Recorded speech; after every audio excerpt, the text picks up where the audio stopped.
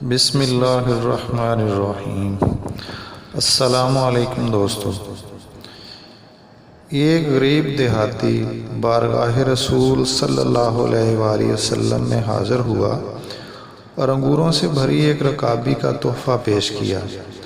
رسول صلی اللہ علیہ وآلہ وسلم نے رکابی لی اور انگور کھانے شروع کیے۔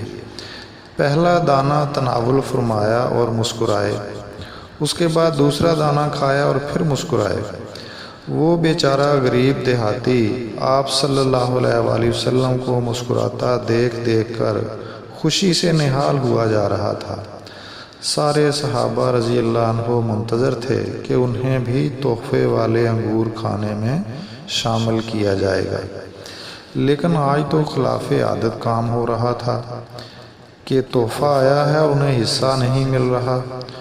رسول اللہ صلی اللہ علیہ وآلہ وسلم نے انگوروں کا ایک ایک دانہ کر کے کھا رہے ہیں اور مسکراتے جا رہے ہیں۔ میرے ماں باپ آپ پر فدا ہوں، آپ نے انگوروں سے بھری پوری رکابی ختم کر دی۔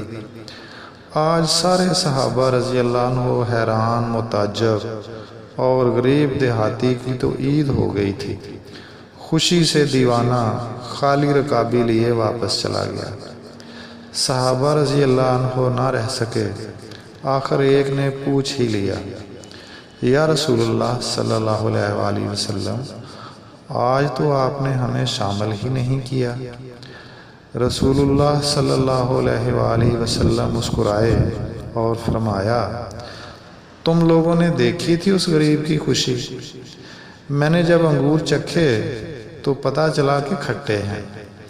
میں نہیں چاہتا تھا کہ تم لوگوں کو انگور کھانے میں ساتھ شامل کروں، کیونکہ ہو سکتا ہے کہ تم میں سے کسی سے کچھ ایسی بات یا ایسے آثار ظاہر ہو جائیں جو اس غریب کی ساری خوشی کو خراب کر کے رکھ دیں۔